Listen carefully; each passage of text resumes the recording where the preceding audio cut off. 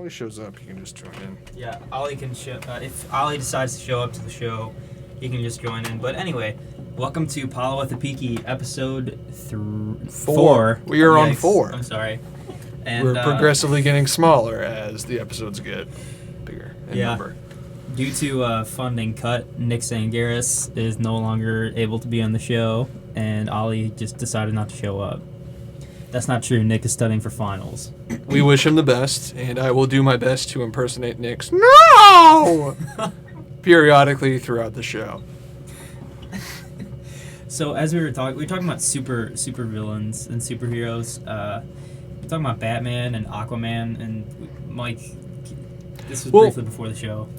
I don't know much about superheroes in general. Like, I know the big ones like Batman, Superman, stuff like that.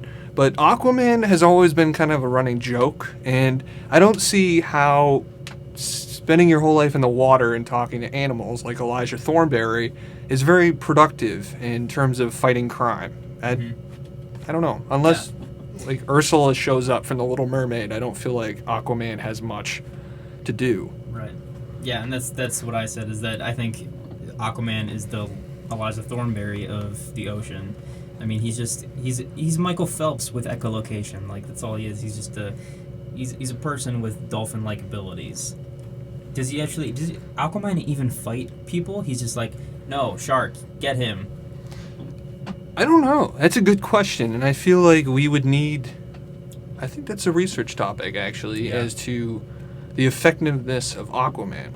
Because when I was little, I do believe he was a playable character or helped you in like a video game. Mm-hmm. He didn't do anything, and I just remember it was an underwater level, but he's kind of one of those guys. Like, you take him out of water, he's kind of worthless.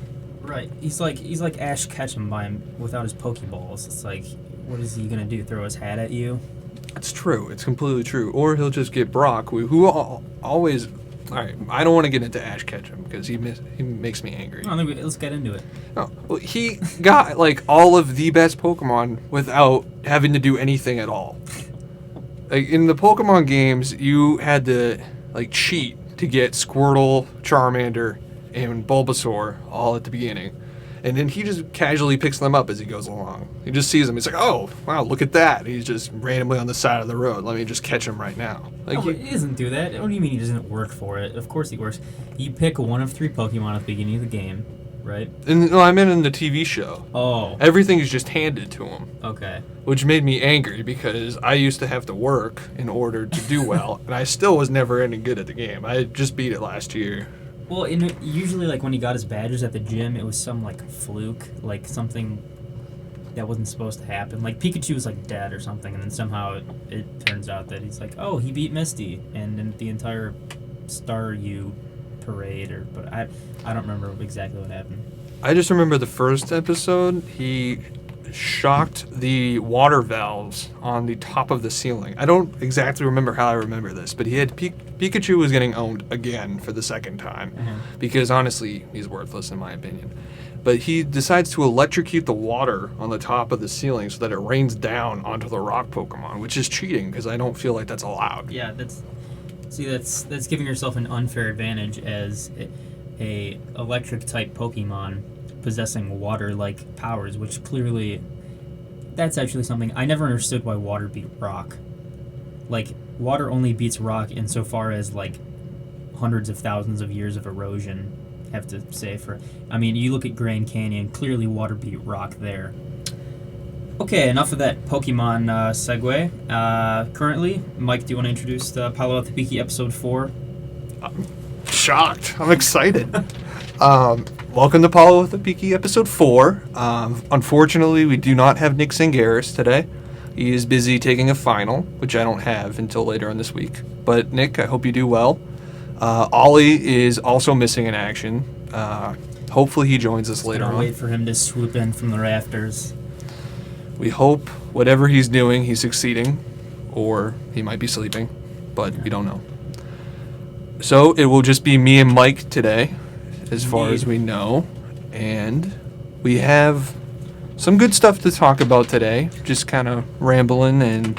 Yeah, our lineup for today, we're gonna do monotone times with Mike Glenn, as usual, and then I'm going to introduce my segment, Guantology, where I talk about pretty ordinary things that affect a lot of people.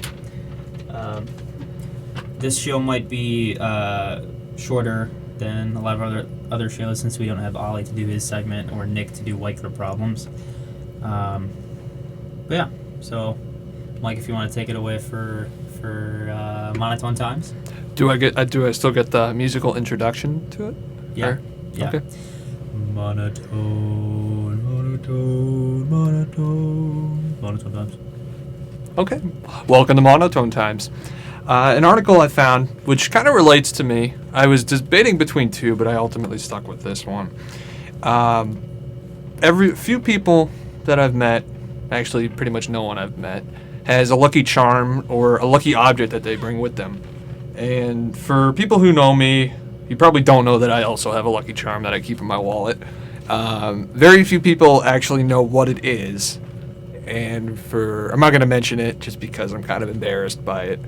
But a woman decided to go to bingo, and she brought her mother's urn with her as kind of a way of keeping a promise that she would bring her mother with her to bingo, and kind of as a lucky charm. Needless to say, there was an urn thief at the bingo because those people are pretty sneaky.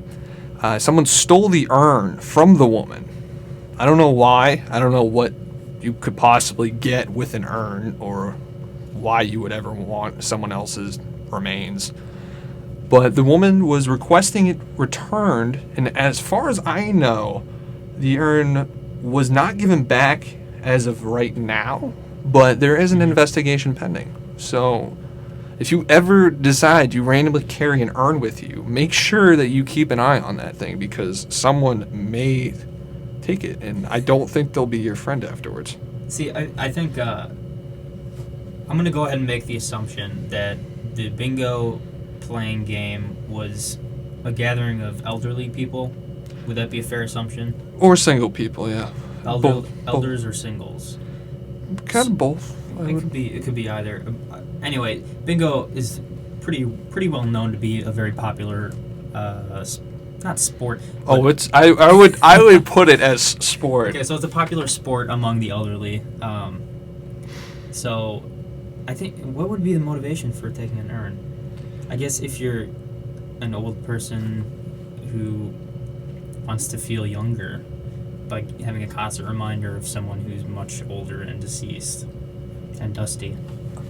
It just, I don't know. It doesn't make any sense to me that unless they thought that it was their urn, because I know, for example, my grandmother has memory problems, and related to bingo, we often hear how she's won a ton of money at bingo, but if you ask her, she says, "No, I never go to bingo. I've never been there. I don't want to hang out with those people." And it's just like, well, you clearly gone. So I feel like maybe someone just thought it was theirs, but we don't really know. I did get some more information. It says that the urn was stolen by Danae Pazzoli, and this was in New Hampshire. The daughter and mother loved playing bingo, which is why she brought the urn as the promise that she would bring her for luck. But yeah, I don't know. I just feel bingo's deadly enough that I feel like she was really focused into making sure that she got that maybe full card or making the H or maybe even the N. Yeah, the four corner combination. Oh, four corner is brutal. Like, that's tough. I don't know. Bingo is one of those things where it is survival of the fittest. And I used to volunteer at a retirement home / kind of rehab place. And there was this man, I forget what his name is, but he would always win bingo on Saturday mornings or Sunday mornings 2 times in a row. The first 2 games you could possibly win. Yeah. And I'm pretty sure he cheated because he would just, like, after 5 numbers were called, even if it wasn't just like a straight bingo game, he'd be like, "Bingo!" Be like, I'm pretty sure we're making an H here, buddy. Like, there's no way that you got bingo on 5 5 letters being called. He's like, no, I got bingo. Look at my card. So after a while, we were just like, let's just give them the prize. But they're vicious. Bingo's interesting. You run into some interesting characters. I remember when I went on alternative breaks in Boston last year. Actually, we went to I think it was a shelter, and they were playing bingo, and I just remember that there was one guy there who was one of the funniest people I think I've ever met. And the only way I can describe him is he looked like Will Smith. Like, he looked like Will Smith, sounded like Will Smith, but he would like take on a variety of characters. And one time he like won bingo, and he went up and he was like all excited. And then he goes, "Charles Darwin, here's your prize." And me and everyone else in the group just didn't know what he was talking about, and that was a bad story. But all right, we're gonna stop talking about bingo. Actually, one topic I did want to bring up, and it would make more sense if the other two were here, but my roommate and I were talking about Tu Holloway, who's our basketball player on our Xavier basketball team. And just for the record, I've never been to a Xavier basketball game in my 4 years, just as a fun fact. But we were talking about how he changed his name, and if we had the opportunity to change our names, what our name would be. So Michael Correnti, what would your name be if you could switch it to anything? Ooh, if I could change my name, I don't know if I would, to be honest. But if I had to, maybe like a Sebastian, or something just that like different. You're going very never-ending story on me right now. Which maybe, one? Yeah, I think Sebastian maybe would be a good name. Or Anthony. I've always liked Anthony. When I was a little kid, I would always get mad at my parents, and when I'd be like, because my middle name is Anthony, and I was like, gosh, Anthony is such a cool name, like Tony. Imagine if I got to be called Tony by everyone. Like, then they'd really know I was Italian, because I don't look Italian at all. I'm like, I tell people, they're like, oh, what nationality are you? Polish or Irish or what? I'm like, I'm actually half Italian. You can't really tell that from my blonde hair and my green eyes, but I am Italian. So I was always not angry at my parents, but I always wanted my name to be Anthony, so that'd be my name. Okay, it's a respectable name. When I was little, actually, I've gotten a couple of weird names that I'm kind of surprised at. The most common name I get is John. When I was little and I was getting my hair cut, this guy who used to teach basketball at my grade school used to call me John every time I got a haircut. And I'd always correct him. I'd say Michael. And it got to the point where I kind of just played into it and let him call me John. And I just started having a conversation with him as if my name was John. And my parents would always be like, Mike, you're not supposed to do that. Just tell him that your name's Mike. And I was like, I've been doing that for years. It clearly doesn't work. So I've gotten John, but I've never really pictured myself as a John. I got Mark recently. I don't know why. And I'm pretty sure I've gotten Tom before and Peter. Never Patrick, though, which I feel like is maybe a more common out of that group. But if I had to change my name, I'm going to throw a curveball at you. I would change it to Mike instead of Michael. Ooh. Because my reasoning is that Michael... There are very few people in my life that can get away with calling me Michael, and most do it as kind of like a joke, like a sassy joke, like Michael, like something like that. But Michael's very condescending, because you never can be like, "Hi, Michael." Like, it just sounds weird, because most people just call me Mike, and I'm trying to get to the point where I don't respond to people who call me Michael, but I still, even on the PalawaThepiki episodes, I still say Michael, so that's my fault. But I don't know. I just feel like Mike is just simpler, and I like it better than Michael. That's interesting you say that, because actually a majority of the people I interact with on a daily basis call me Mike, when in fact I prefer Michael. So we're actually on the... And also I just realized that we're essentially the Mike and Mike radio show. And... Does that mean we're going to start talking about sports? I'm about to just bow my head and cry. That's fine, though. It means that we're somewhat popular, I guess. I don't know. Sure. That way we can relate somehow to something that'll actually get people to listen. We'll like the Mike or and we're Mike just page. or we're just very confusing on the air. So we're like, oh hey Mike, oh hey Mike. That's true. We need the code names. Would be Mike G and Mike G. And for anyone who doesn't know, it's Glenn and Garenti, which both start with G. Actually, on this topic, I think we need to talking about Xavier basketball. Mike, I know you don't pay attention to the basketball team, but I don't think anyone could have missed what happened during the crosstown shootout. Did you happen to see? I did. Okay. Me and my roommates were at Gordo's. Okay. And we actually stayed for like the last minute because we were about to leave, and then one of my roommates was like, "Oh my god!" And then I looked, and I was like, "Oh," freezes down on the ground, and I just feel like I don't understand basketball. I've never gotten into it, but I just feel like fighting in general in any sport is just stupid, and it doesn't solve anything. And I feel like I'm probably gonna get killed for saying this, but I feel like the suspensions on both sides should have been a little bit longer, just in terms of maybe like one more game added, because I don't feel as if people learn anything by just getting suspended one game or even 4 when there is still a lot of the season left. Mm-hmm. Like, fighting should not be allowed, especially on a college level, let alone in professional sports. Yeah, I don't know the particulars of who all was throwing punches. I know Holloway was involved. I'm not sure if he threw punches. I know Wells was essentially the one who shoved the guy on the ground. He reacted to a player on the UC team putting a hand on Holloway's face. So that was the initial contact, but then the initial shove was Wells. Regardless of who started what, it was just a really, really embarrassing, I think, incident for both schools. I know that the presidents of both schools and the coaches have come forward to the press and made apologies, and I think it's something in the future that both this entire shootout is going to need to look out for, is keeping it just a rivalry and not bringing it to the point of just childlike violence, just like immature. Because what it essentially boils down to is just people being immature, not knowing how to handle anger, and not being able to be man enough to step aside and just say, I'm not going to partake in this. So, but that being said, Xavier Muskies basketball is still 8-0, still looking good.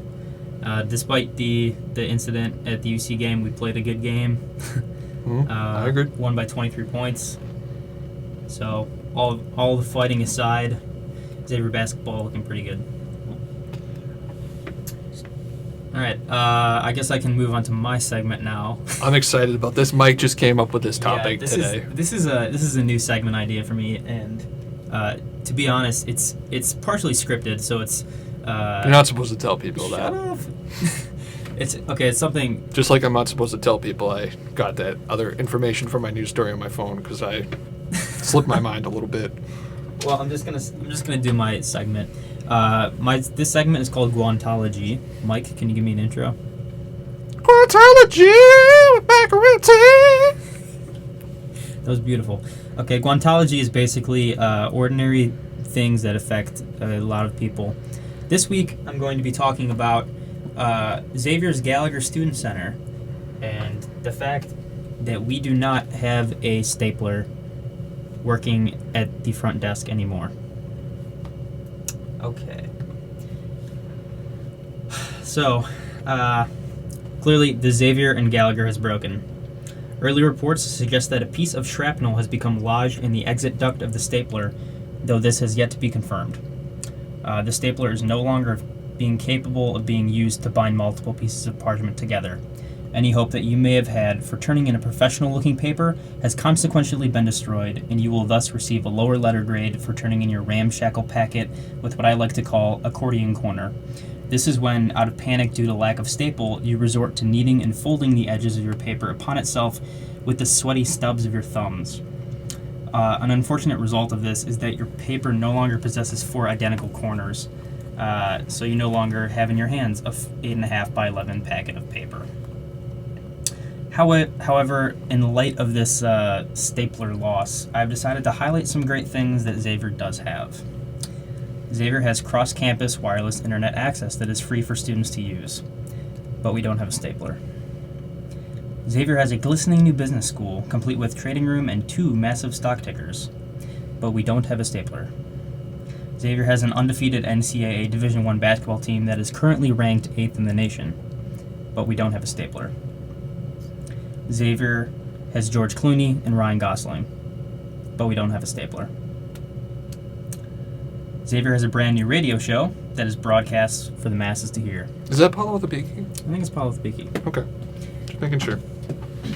So, in conclusion, I guess my plea and my proposal for the plan to fix the problem of not having a stapler is to fix the broken stapler. I like it. This has been Guantology with Michael Grenti. I actually have a fun stapler story. Okay, let's hear it. I bought one of the cheap ones from Target, Mm-hmm. and it broke as soon as I switched out the new packet of staplers for the first time. Thanks. And I was like pushing down on it as hard as I could just to get it to attach back together. Mm-hmm. And in the process, I ended up stapling a staple into my finger. Yeah, it was not fun at all. And Mr. and Mrs. Glenn were both there when it happened. And my mom, me and my sister have this rule, Megan Glenn, we won't do the name bell ding, but apparently we do the name bell ding. We have this rule that if my mom makes any type of swear, no matter what it is, that gives me and my sister permission to say the word. So after a couple weeks of trying to egg her on to swear, drop a couple F-bombs and stuff, I proceeded to yell out the F word at the loudest possible voice that I could do. Patrick Glenn responds, "Michael, where did you learn that language?" And I go, "Mom says it all the time. I don't see what the big deal is." So that was my fun stapler story. So if you're ever in the Glenn household, swearing is acceptable as long as you blame it on Mrs. Glenn. That was good to know. But yeah, what else? How was your week actually? My week was good. Toolbox 2011 happened this past week. Woo! Went really well. Good. We sold out Friday night, which is great. Let's talk about finals week, because that's what's going on this week. While most people are studying right now, Mike and I have posted up in the television studio to do this show. Yeah, we're pretty dedicated. That's also just because I don't have finals till Wednesday and Thursday. Yeah. I don't know if I can say the same about our other Padawans, but they're dedicated. Nick's studying. Ollie is either sleeping or doing something unproductive. He's sleeping or playing Skyrim or studying. He could be studying. Probably playing a game. Probably playing Skyrim. Well, so finals week. See, finals is always tricky because, especially for me, I always choke at the end of the year. And if I have an A going into a class, there is no way I'm ending that class with an A. I usually end up with like a B or B minus just because I bombed the final. But I have learned through my years of high school that during finals, I always thought like maybe I just needed a routine. So I used to always in the morning get breakfast. Like I think it was my junior year of high school. And I had never done it before, and I'm never doing it again. But I failed every final I had that year. So I associated getting breakfast at my high school with failing my finals. So I do not eat before I go to any final that I take. That is a fun fact and shows my OCD/ritual with superstitions. But finals is tricky because there's secretly a lot of pressure that you don't think about until you fail, and you realize that when you go home and everyone's like, well, you had an A on your midterm, what happened? And you're like, well, the final happened, and now I have a B. See, that's one way to approach finals. Another way, actually, how I usually operate for majority of the semester is I just flounder for months. I will just flounder grade-wise, and I'll be like, I don't know what I have. And then finals week comes, and I just like push through, and I breach like a beautiful whale, and I end up like bumping up a lot of my grades, and that's my strategy for success. It's a good one. See, I'm afraid of doing that because then the pressure again. But one technique I do use is whenever I do get a good grade, I don't mention it to anyone. The same as when I get a bad grade, I don't mention it to anyone. Because if you get a good grade, at least so far in my experience, people are like, wow, you did really good job. And then it kind of puts added pressure on me that I have to match or do better the second time. So by saying, oh, I haven't gotten it back yet, eventually I'll get it, I'm kind of just putting off that added pressure. And even if I did well, I don't want the high expectation. I just want to go in and do it and do well, and then at the end of the year be like, yeah, look at what I got. Mm-hmm. But I don't know. Did we have an Ollie update? Is he on his way?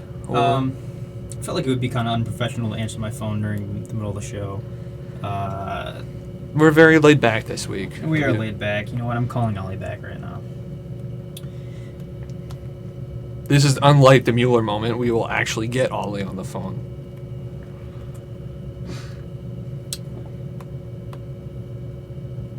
Well, I thought you were going to put it on speakerphone. Oh, yeah. I'm going to put it on speaker in a second. Hey, you're on the air. That's all I might be. Hello, PalawaThepiki listeners. I apologize for my absence on the show this afternoon. Today is my grandmother's birthday, and I had to go visit her. Because I'm a good grandson, I left my phone at home. So, I didn't realize I was missing the recording. I apologize to Mike, and I also apologize to you, listeners. Oh, it's okay. It's okay, Ollie. We forgive you. I appreciate it. How was the birthday party? Oh, it was great. I didn't think I could beat Pong that hard, but wow. Didn't think you what? I didn't think I would get beaten Pong that badly, but I did. Yeah. That's unfortunate. My grandmother can really do those behind the backs. Just bringing up a topic from earlier, is your grandmother a big bingo player? A big what? Bingo. No, she's not. Wow. That is a shock. I'm speechless at that. I don't know what to say. Even though I'm talking right now, I don't know what to say. Okay, well, all right, Ollie. Well, we appreciate you calling into the show. We will see you. Oh, not next week. This was our last of the semester. I know. I dropped the ball big time. It's all right. Okay, me and Mike are gonna make fun of you after we hang up. Is Gareth there? No, No! That's what he would have said if he was not. it's just me and Mike this All week. right. Yeah. All right. Well, Mike's and listeners, you all have the best of luck on your finals, and I'll see you in January. Bye. Man, that guy's such a tool. I actually think he's a highly respectable individual. I'm just kidding. We love Ollie. I was thinking of a name for this episode, though. Instead of 4, we should do 3.5. Because there are half of us, and it's half an episode. Oh boy. Oh man. Just a thought. That is a good thought. I think we can count Ollie as our guest speaker for this episode. We're at the 30-minute mark. You think we're good to call it?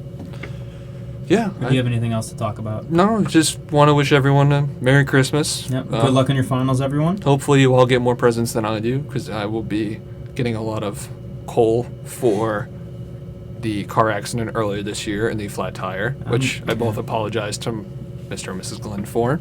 I'm not even going to be getting coal. I'm not even that good. They're just going to give me raw petroleum. I'm just lucky if I get fed most days when I get home. Yeah. I don't know. But I just want spaghetti and meatballs. That's the only thing I want when I go home. Just gotta sneak in when sneak into the family dinner and just grab scraps off the table if you can, or if your sister brushes some crumbs off. You gotta take what you can get. It's true. I usually wait till everyone goes to sleep and then I make myself food. Ah. Okay. Or what you could do is when your family leaves cookies out for Santa, you could actually go down and swipe them before he gets there. Oh, we don't do that anymore. We know there's no Santa. My mom stays up until midnight now. It's kind of weird, actually, having your parents stay up past midnight or 1 o'clock. And I don't know how to explain it. Especially on Christmas, when I was younger, we just knew, because my mom would let it slip occasionally and be like, oh, well, you guys need to go to bed. Santa needs to put presents under the tree. Or like, Or the fact that he's here? Like, It's like, Santa has the same kind of wrapping paper as Mom and Dad, and the same handwriting. but Santa is real in some situations. There are sightings. I feel like I've seen sightings. Oh yeah. Well, the way my bedroom is that the chimney is actually directly outside of my window. Not that I camp outside. Not that I camp at my window anymore and wait. I've done that a few years, but I stopped. We all know you do. I But go on. No, I stopped. I stopped last year. You Stopped. don't have to justify yourself. We know. I know. It's embarrassing.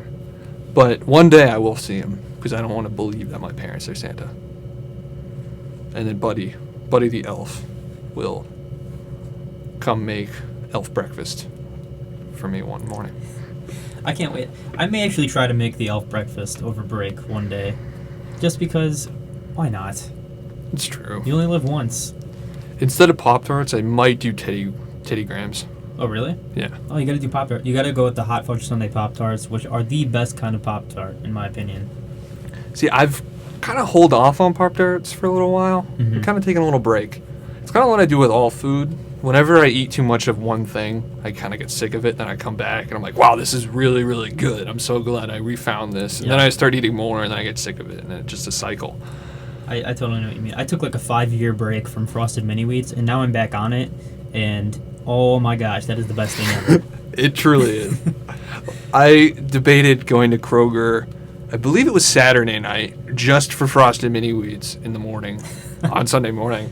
And all my roommates are like, are you serious? And I was like, well, I'll probably grab milk or something to go with it, but that Sure. was pretty much my whole shopping experience.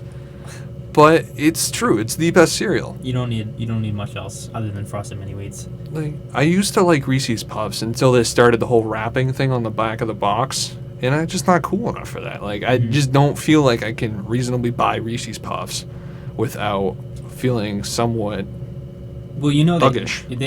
It's clear that Reese's Puffs took up that like hip hop campaign to appeal to a different demographic. Probably it. McDonald's did it too. I actually had McDonald's for the first time today in a very long time. Not a fan. Really? I'm strictly a Wendy's guy. What did you have specifically? Double quarter pounder.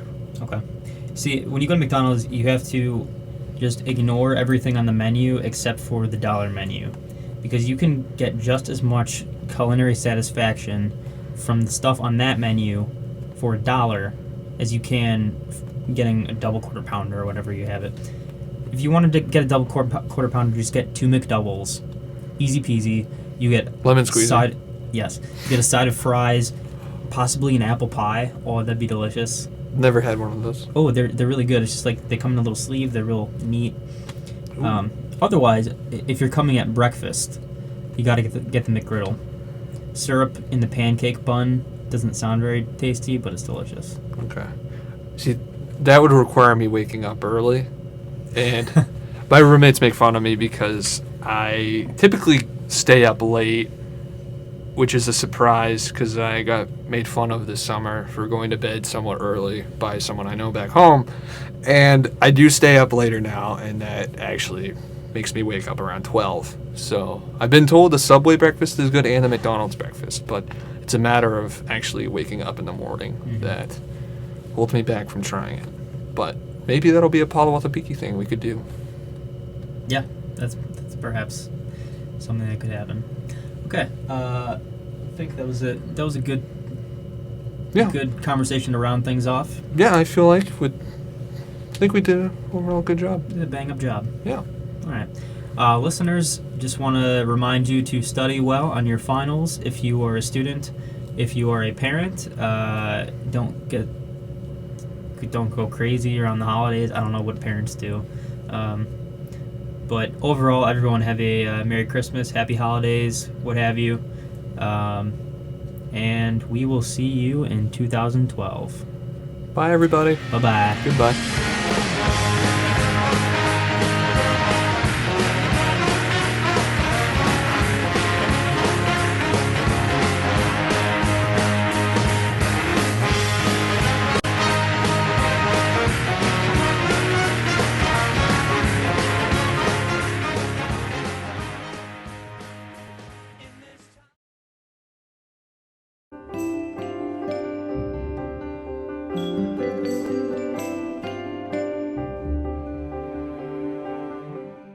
I'm so excited!